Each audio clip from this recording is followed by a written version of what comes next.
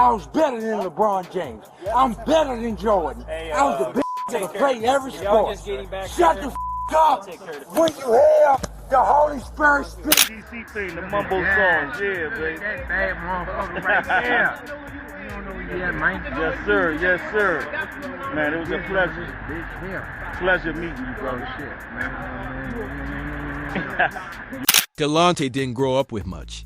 He was raised in Maryland and had a tough childhood, bullied in school and surrounded by struggle. He started using drugs and alcohol when he was still a teenager. He worked hard and it paid off. Delonte became a high school star and then went on to play college ball at St. Joseph's.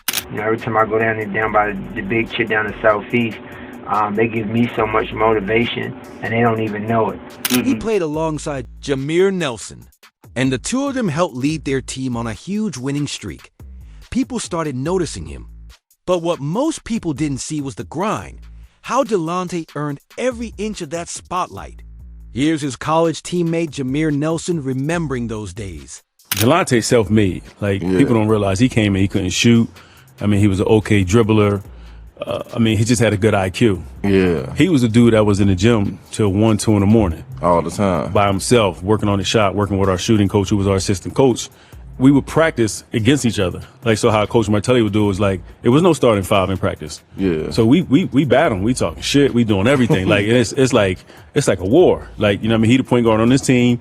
I'm the point guard on this team. We guarding each other. Blah blah blah. So then when we became on the same team, it was easy. It was easy. It was like, all right, it's your turn. You knew what each other did and everything. It was and we were both cool with each other having the opportunity. The NBA started calling. 2004, Delonte West got drafted by the Boston Celtics. It wasn't some flashy top pick. He went late in the first round. But that didn't stop him. The signs were there early on, even before the world saw him fall. A teammate reflects on what most people miss. He played tough, made smart plays, and hit his shots. Over time, he earned respect around the league. And when he got traded to Cleveland, that's when things really took off.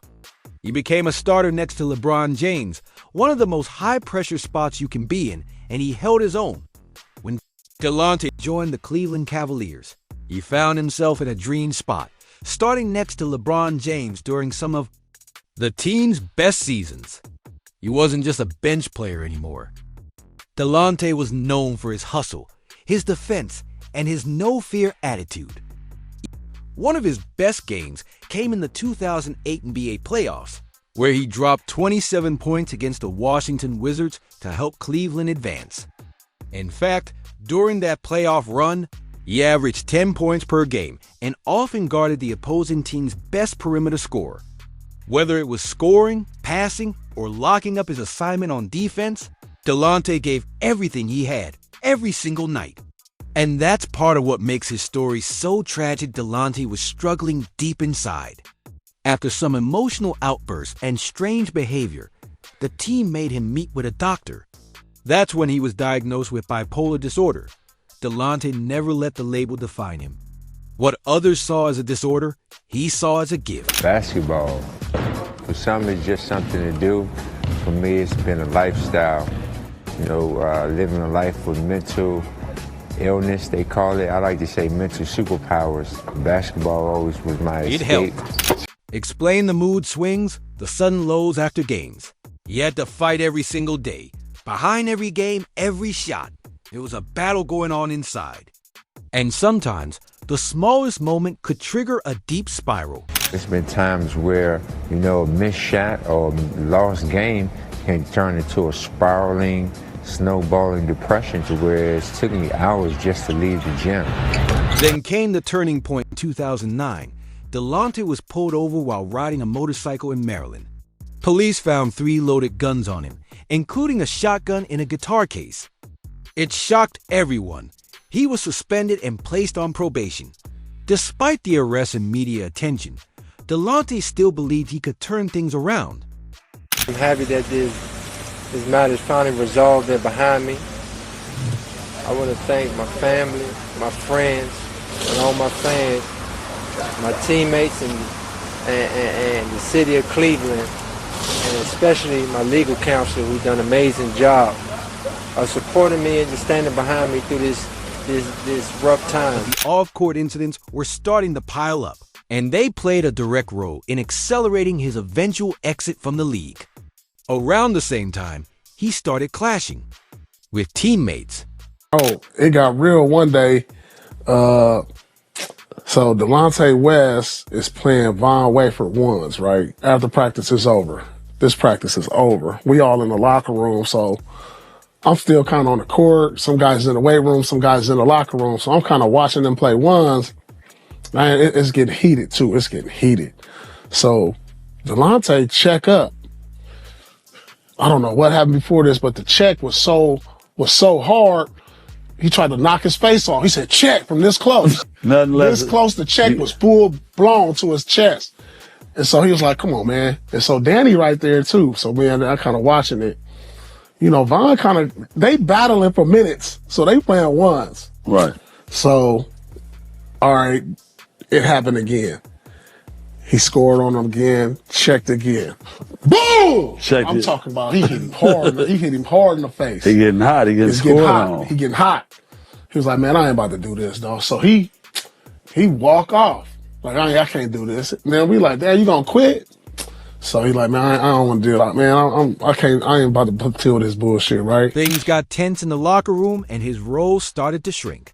The same guy who once helped lead the Cavs through deep playoff runs was now being seen as a problem, not a player. And just like that, his time in the NBA started slipping away. Even John publicly expressed concern about Delonte West's health, recognizing the deeper struggles behind the headlines. When I saw the pictures of him, I was blown away. Yeah. That's what I mean by mental health. They knew there was mental health situations there, but they can't fix everybody. And yeah, I mean, look at this. NBA Player Association, I know.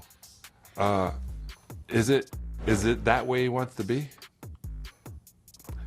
Sounds really messed up. Everything changed when LeBron James announced he was leaving Cleveland to join the Miami Heat. That moment shook the entire franchise. And now the team was breaking apart. To make things worse, rumors started spreading online that Delonte had a personal relationship with LeBron's mother. It was never confirmed, but the damage was done. Fans turned on him. The media ran with it. His name became a joke in headlines, and that trust he had built over the years disappeared overnight. After LeBron left, Delonte was traded to Minnesota and quickly cut. He rejoined the Boston Celtics, then got a final shot with Dallas, but locker room issues and suspensions led to his release. He tried the D-League in China, but by 2015 his pro career was over. No NBA, no contracts, just silence. Mark Cuban, the owner of the Dallas Mavericks. In 2020, after seeing a video of Delonte struggling on the street, he personally went out, found him at a gas station, and picked him up.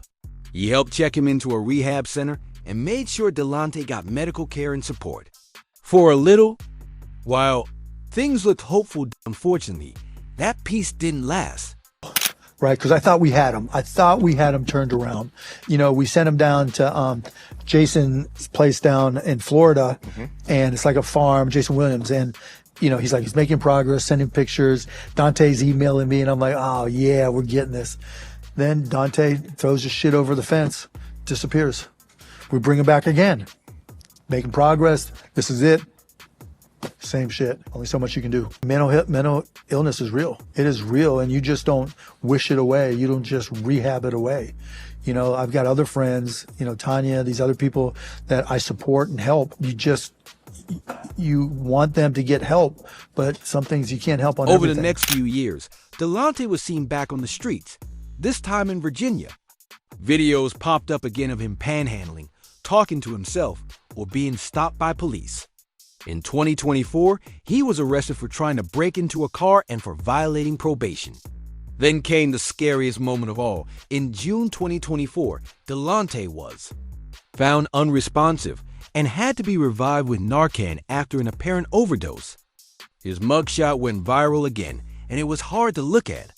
The man who once played under bright NBA lights was now completely in the dark. As of 2025, Delonte West has again been spotted on the streets of Washington, D.C., appearing unhoused and disoriented.